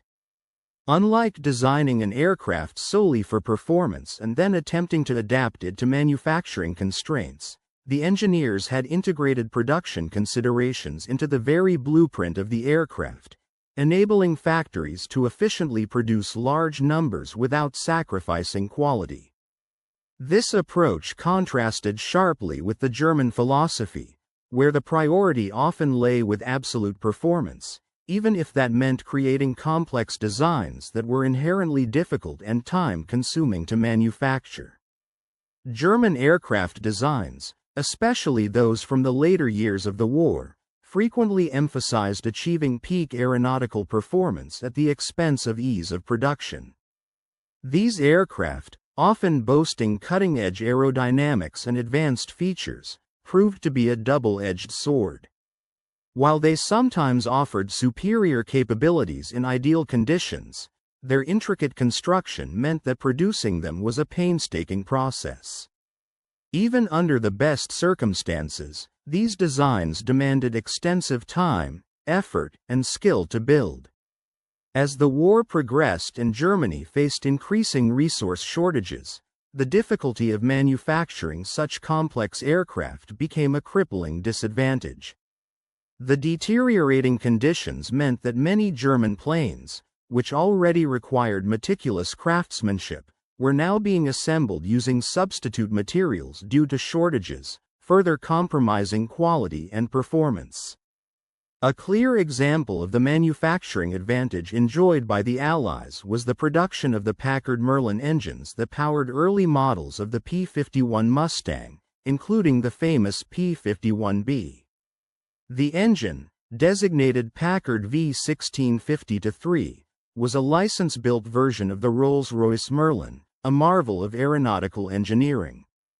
The American company Packard succeeded in producing these engines on a massive scale, thousands in total, while maintaining remarkably consistent quality standards despite the inherent complexity of the design.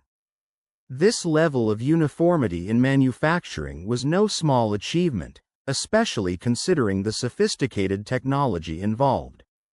One of the key technological features that set the Merlin apart was its advanced two-stage supercharger paired with an intercooler.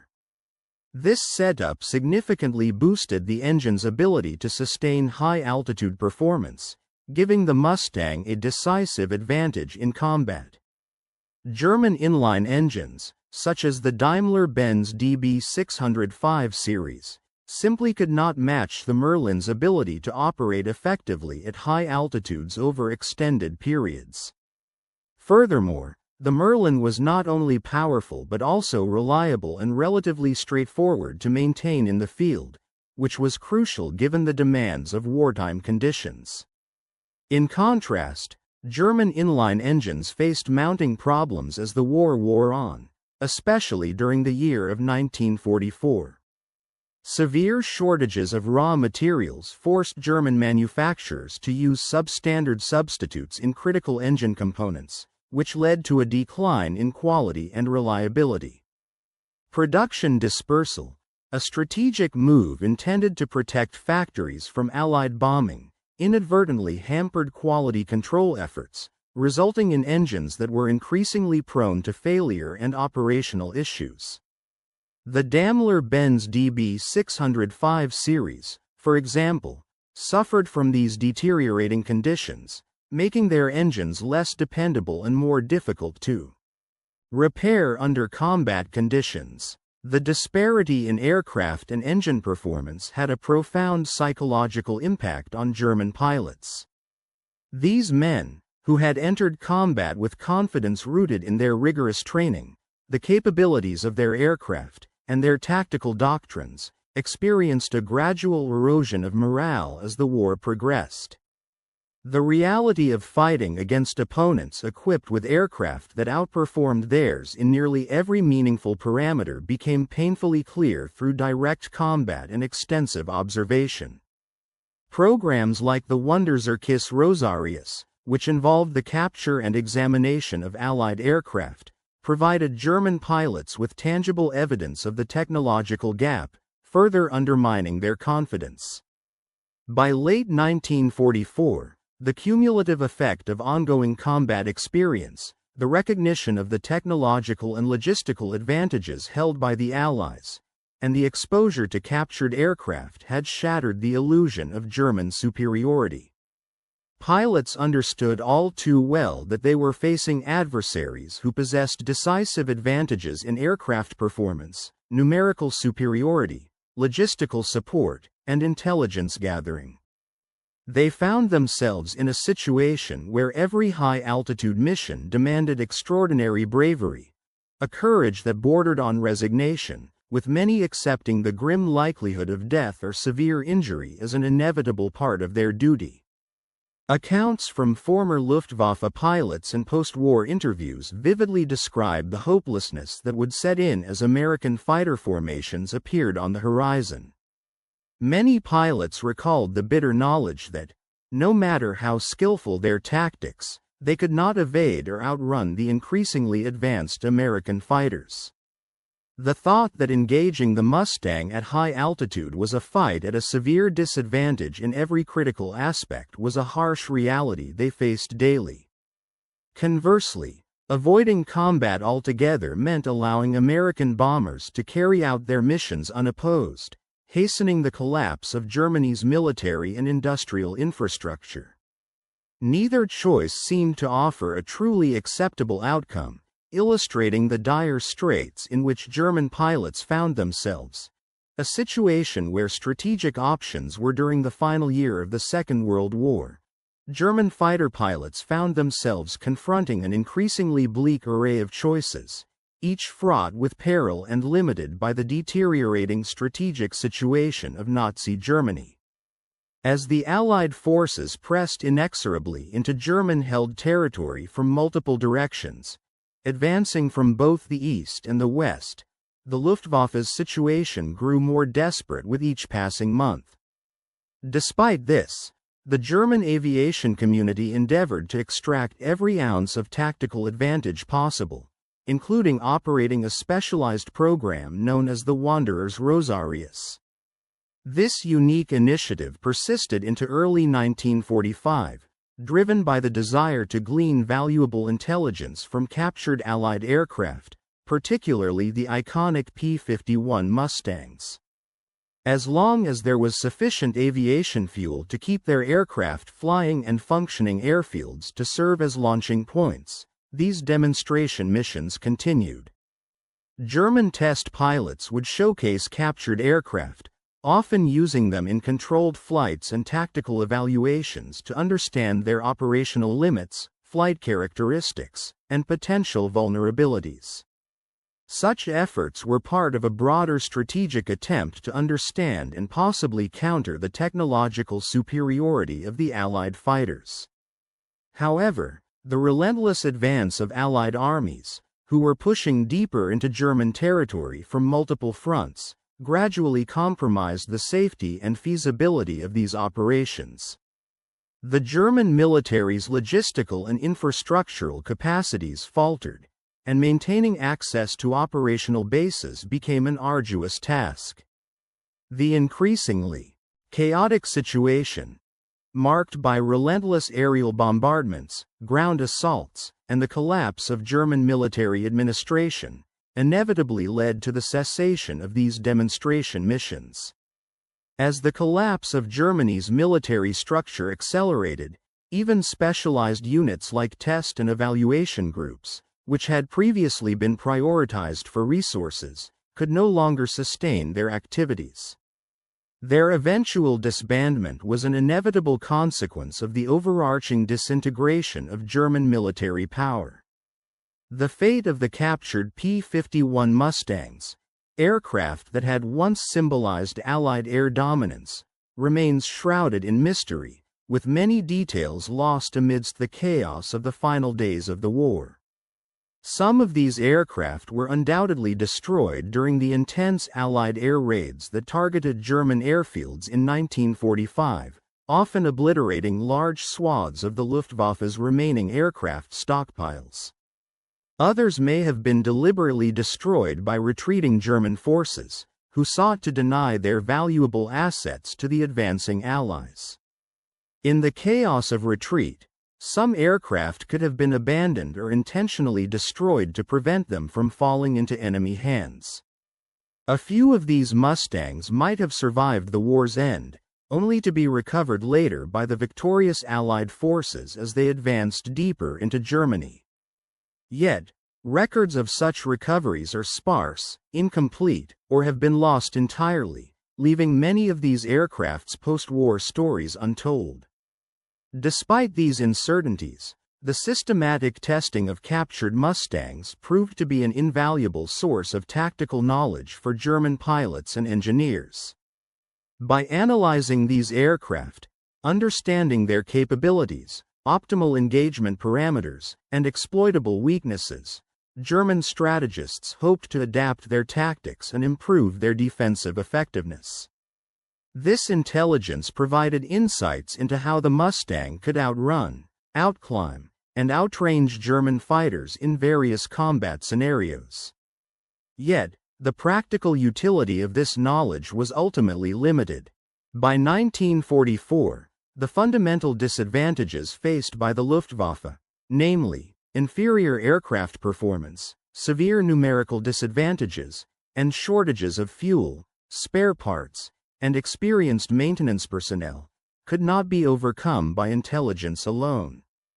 The stark reality was that, even with detailed understanding, German pilots remained unable to effectively counter the threat posed by the Mustang when defending German airspace. They were often ordered into combat engagements with aircraft that simply outperformed theirs in speed, climb rate, and range, under conditions where their own aircraft were at a significant disadvantage. The testing and demonstration programs represented a sophisticated effort to innovate tactically and to deepen pilot knowledge, but these efforts could not substitute for the physical and logistical deficiencies that plagued the Luftwaffe in the final months of the war. Among the many aircraft involved in these efforts, the story of Lieutenant Thomas Fraser's P-51 Mustang, bearing serial number 4,324,825, stands out for its enduring significance. Following a forced landing on D-Day, this aircraft lay abandoned in a French field, seemingly a mere wreck of war. Yet, this wreckage would become an unlikely symbol of American engineering might and technological superiority. Its presence served as a stark reminder to German pilots and engineers of the formidable capabilities of Allied aircraft, a concrete demonstration that no amount of propaganda could mask. The wreckage of Fraser's Mustang ultimately became a tangible artifact, embodying the technological and tactical gap that the Allies had established, and highlighting the limitations faced by the Germans in their waning days of conflict. The aircraft played a crucial role in education and training until it was lost in December of the year 1944. During its operational lifetime, it traveled extensively across Germany, providing invaluable hands-on experience and a sobering, realistic assessment of aerial capabilities to hundreds of Luftwaffe personnel. This aircraft's story, especially regarding the captured Mustangs utilized by German forces, exemplifies the highly sophisticated and professional approach adopted by the Luftwaffe in understanding and evaluating enemy strengths, even as Germany's overall strategic situation was rapidly deteriorating. Rather than relying solely on fragmented combat reports or intelligence assessments of questionable reliability, the German military invested significant and limited resources into the systematic recovery, repair, and controlled flying of captured Allied aircraft. This meticulous and methodical approach to tactical intelligence gathering represented some of the best practices for military organizations striving to accurately comprehend their opponent's capabilities. Remarkably, this process persisted even as the Reich's strategic position grew increasingly desperate and hopeless. The Wunderkorser Rosarius program, for example, demonstrated that even the most advanced intelligence efforts, professional skill, and systematic analysis could not offset the fundamental disadvantages in material resources and strategic leverage that Germany faced during those final years of the war. The effort to understand and exploit captured aircraft, therefore, was as much a testament to the German military's dedication to technological insight as it was a reflection of the immense challenges they faced. German pilots who flew captured Mustangs gained critical knowledge about the aircraft's characteristics and how to optimize tactics for its use. However, this hard-earned knowledge primarily confirmed what many in the Luftwaffe had already suspected or understood. Allied aircraft, particularly the Mustang, possessed significant and decisive performance advantages that German industry and engineering, given the resource limitations and strategic constraints of the final war years, simply could not match. This realization was a sobering but essential part of their learning process, highlighting the technological and operational gaps that increasingly defined the air war during those closing stages. The encounters of German test pilots with the Mustang's capabilities, and their efforts to understand and adapt to American engineering achievements, mirror the broader German military experience in the later years of World War II across all theaters and branches. Initial confidence in German technological superiority and tactical innovation gradually gave way to a more sobering acknowledgement. Allied forces possessed decisive advantages in several critical domains. Large-scale industrial capacity, access to vital strategic resources, vast manpower reserves, and increasingly sophisticated technological capabilities had all contributed to the Allies' ascendancy.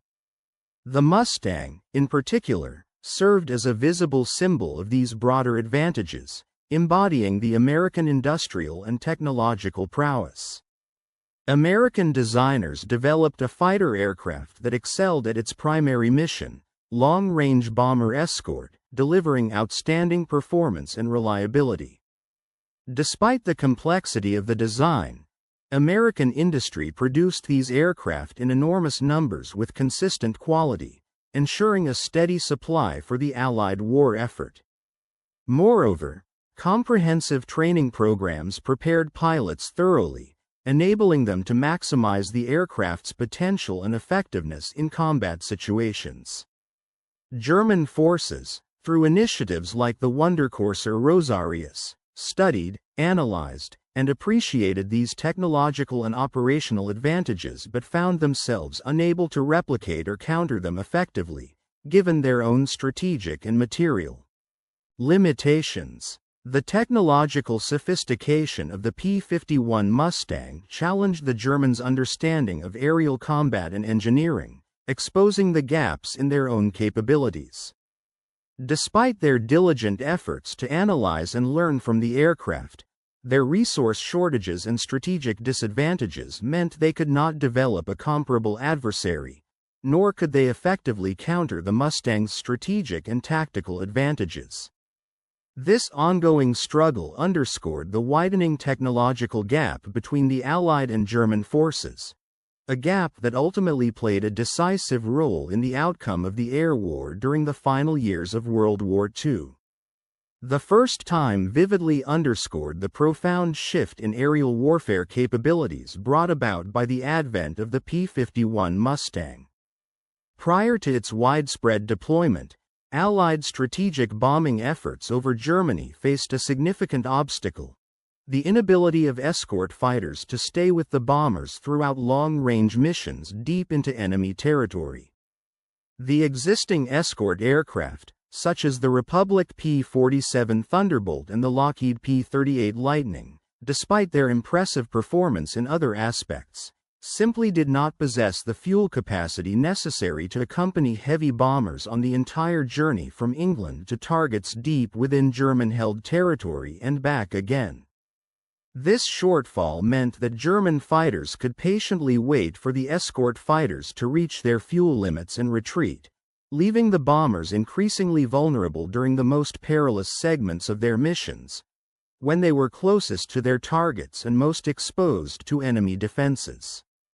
Consequently, Bomber losses during these deep penetration raids remained alarmingly high, often forcing the Allied command to suspend such operations altogether, thereby limiting their strategic impact. It was only with the arrival of the Mustang in substantial numbers, starting in early 1944, that this critical vulnerability was effectively addressed. The P-51's remarkable combination of range, speed, agility, and firepower allowed it to provide persistent, high-quality escort coverage throughout the entire duration of these dangerous sorties. No longer could German fighters exploit gaps in protection, as the Mustang's extended endurance meant that bombers could fly over enemy territory with the reassurance of continuous fighter support. This transformation in operational capability made the bombing campaigns far more sustainable, significantly increased the destruction of targeted German military and industrial infrastructure, and ultimately played a pivotal role in hastening the collapse of the Nazi war effort. In essence, the introduction of the P-51 Mustang revolutionized the strategic air campaign by bridging a fundamental gap that had previously limited its effectiveness. The aircraft's exceptional performance and endurance not only demonstrated American engineering prowess but also fundamentally altered the dynamics of aerial combat and strategic bombing, shaping the outcome of the war in Europe in ways that earlier aircraft simply could not achieve. During the later stages of the war, German military strategists recognized a critical shift in aerial combat dynamics, particularly concerning the role of their fighter pilots. Instead of engaging Allied bombers directly, German pilots were increasingly instructed to intercept and combat the newer, more capable American fighters, notably the P-51 Mustangs. This tactical adjustment significantly heightened the dangers faced by German pilots during each interception mission, as they confronted more agile and better-performing enemy aircraft. This escalation in risk was compounded by the overwhelming numerical superiority of the Allied forces, whose relentless aerial campaigns had steadily tilted the balance in their favor. At the same time, the quality of German pilots was declining, a consequence of reduced training times and less comprehensive preparation, which further diminished their effectiveness in air combat. Meanwhile, the Mustang escort fighters proved to be a game-changer. Their presence transformed the strategic landscape of bombing operations over Germany, rendering them more sustainable and operationally feasible for the Allies. In response to this evolving threat, the German Luftwaffe undertook a comprehensive technical assessment of captured P-51 Mustangs at various facilities across Germany. Among these, Göttingen became a focal point, where German engineers conducted meticulous performance testing and compiled detailed technical reports. These reports served to document the Mustang's capabilities with systematic precision, offering an in-depth understanding of its operational strengths. The evaluations involved measuring the aircraft's maximum speed at different altitudes, analyzing climb rates throughout its entire altitude range, and determining the absolute ceiling, its maximum operational altitude, under a variety of configurations. Additionally, handling characteristics across the aircraft's complete performance envelope were scrutinized under controlled test conditions, providing a thorough picture of its flying qualities and operational limits. German aeronautical engineers compiled their findings into comprehensive reports that not only documented the Mustang's performance but also directly compared it with contemporary German fighter aircraft under similar testing conditions. They analyzed specific design features that contributed to the aircraft's superior performance, offering insights into what made the P-51 such a formidable opponent. These technical documents circulated widely within German aviation circles, informing aircraft designers about the advanced technological approaches employed by the Allies and enabling them to understand the strategic implications of these innovations. Furthermore, The intelligence gleaned from these evaluations provided tactical planners and operational commanders with precise, realistic data on the Mustang's capabilities. This information was essential for making informed decisions in the field, allowing German forces to assess their own limitations and adapt their strategies accordingly. The reports confirmed first-hand accounts from combat pilots, who reported that the Mustang held significant and decisive advantages in key performance areas crucial for successful bomber escort missions. The systematic analysis emphasized the aircraft's exceptional range, which was vital for long-range escort duties, allowing Allied bombers to operate deep into German territory with a higher degree of safety. Its high-altitude performance, enabled by a sophisticated two-stage supercharged engine, allowed the Mustang to excel in the strategic role of defending bombers from enemy fighters during critical missions. Additionally, the aircraft's high maximum speed provided tactical flexibility, enabling pilots to outrun or outmaneuver adversaries when necessary. Its handling characteristics were notably smooth and harmonious, reducing pilot workload and facilitating effective combat maneuvering in tense, dynamic dogfights. German engineers carefully documented the specific design features that contributed to these capabilities. These included the aircraft's aerodynamically efficient wing design, which minimized drag and maximized lift, the powerful, sophisticated supercharged engine that sustained high performance at altitude, the large internal fuel capacity complemented by external tanks, extending operational range, and the seamless integration of systems within the aircraft, which enhanced overall performance and reliability. The gathered technical intelligence led to clear conclusions. The existing German fighter designs lagged behind the technological advancements embodied in the Mustang and required substantial improvements to remain competitive.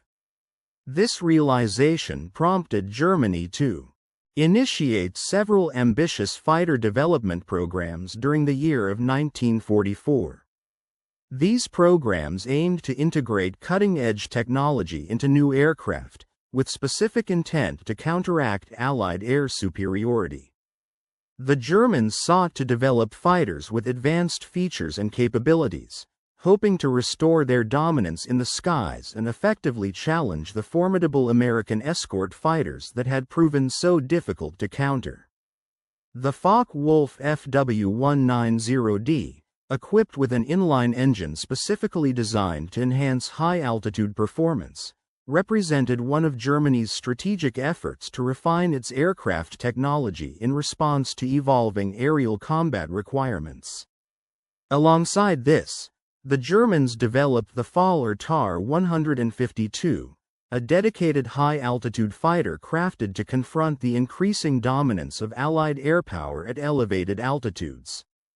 These innovative projects embodied a broader awareness among German aircraft designers and military strategists that their existing fighters, such as the Messerschmitt Bf-109G and the FW-190A, were no longer sufficient to effectively counter the latest Allied aircraft, like the formidable P-51 Mustang, which had demonstrated superior range, speed, and combat capabilities. This recognition was driven by the clear performance gaps that emerged in critical areas, speed, altitude, and firepower, that prevented the older fighters from matching or surpassing the advances made by Allied aircraft. Nevertheless, despite the promising technological developments, several severe obstacles hindered their deployment. Widespread shortages of essential materials, combined with delays in production caused by relentless Allied bombing campaigns and the strained resources available to Germany, meant that these advanced aircraft designs could not be produced and supplied in numbers large enough to significantly influence the course of the war or shift the balance of air superiority in favor of the Germans. Among the most ambitious endeavors was the development of the jet-powered Messerschmitt M262, which marked Germany's most successful effort to leapfrog Allied piston engine fighters through revolutionary turbojet technology. This aircraft boasted remarkable increases in speed and firepower, making it a highly lethal adversary against Allied bombers when operated by pilots skilled in exploiting its technological advantages. Its swift acceleration and advanced armament gave the M262 the potential to challenge the dominance of Allied air fleets, especially in the crucial role of intercepting heavy bomber formations. However, despite its technological brilliance, the M262 was plagued by chronic engine reliability issues that severely limited its operational availability. Many aircraft suffered from frequent mechanical failures, reducing pilot confidence and operational readiness. Additionally, the aircraft required extensive concrete runways for takeoff and landing, which were vulnerable to Allied attacks and often insufficiently protected. The turbojet's high fuel consumption further exacerbated logistical problems, as Germany's fuel supplies grew increasingly scarce and difficult to replenish amid relentless Allied bombing campaigns.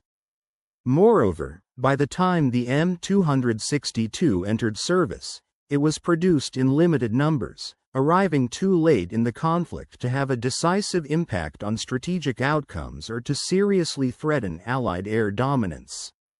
Even with its impressive technological advancements, the M262 could not overcome the overwhelming numerical superiority of Allied forces or the deteriorating infrastructure of the German Luftwaffe.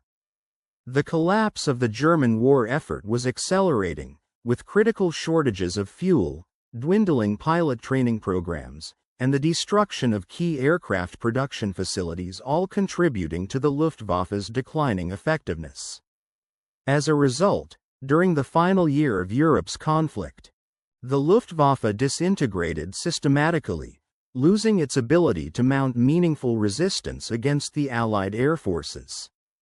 The combination of catastrophic pilot losses, worsening fuel shortages, and the relentless destruction of manufacturing capabilities made Germany's air defenses increasingly ineffective.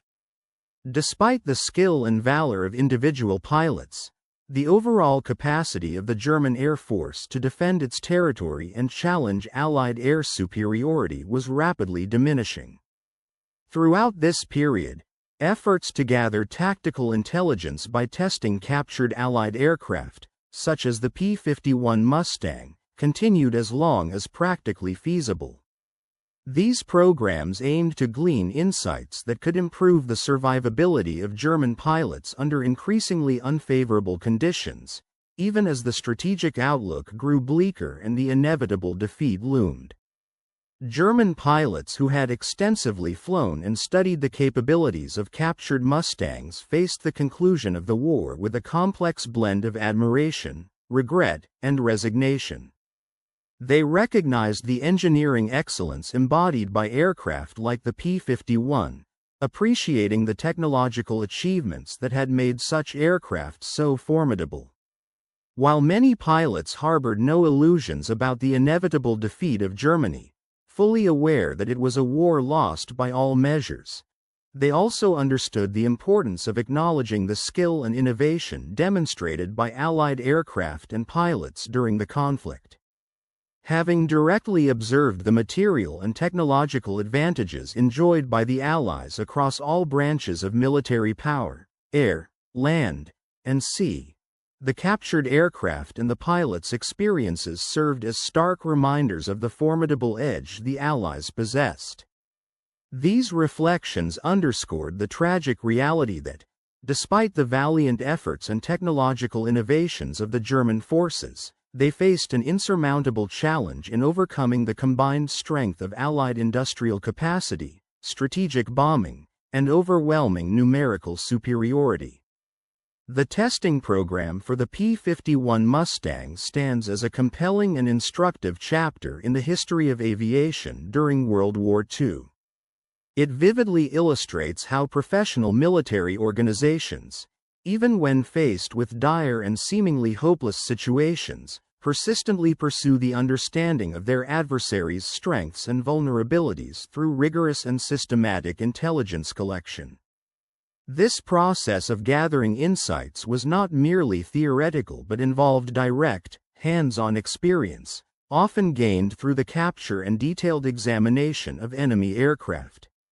Such first-hand exposure proved to be of immense tactical value, especially for German pilots who had the rare opportunity to study and learn from the captured Mustangs. These encounters provided critical knowledge about the aircraft's handling, capabilities, and technological features, which could then inform combat tactics and strategic decisions. Nevertheless, despite these valuable insights, the inherent limitations imposed by the broader strategic and industrial realities of the time, namely, the disparities in manufacturing capacity, resource availability, technological advancement, and the skill level of trained personnel, meant that such knowledge could not alter the fundamental balance of power in the air war during the final years of the conflict, specifically in the years of 1944 and 1945. The German forces, fighting with remarkable resilience, extraordinary tactical acumen, and a high level of professionalism, still faced an opponent equipped with superior resources, advanced machinery, more comprehensive training programs, and a strategic position that favored the Allies. These factors ultimately proved decisive in the outcome of aerial battles. The candid admission by German test pilots that they had never encountered aircraft with handling characteristics comparable to those of the Mustang served as a stark acknowledgement of American engineering excellence. It was a professional acknowledgement that recognized the significant performance gap that German pilots encountered in combat, a realization that could not simply be dismissed or explained away through propaganda, second-hand intelligence, or ideological bias.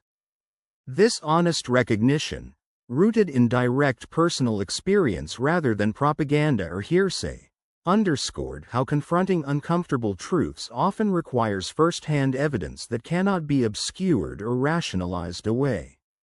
Such experiences serve as powerful lessons, demonstrating that genuine understanding and strategic clarity come from facing reality head-on, no matter how challenging or unsettling it may be.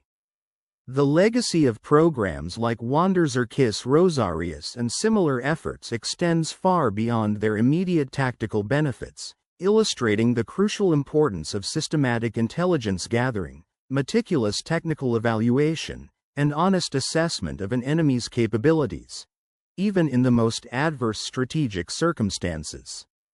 These endeavors highlight the enduring value of professional integrity and rigorous technical analysis in shaping effective military responses during wartime.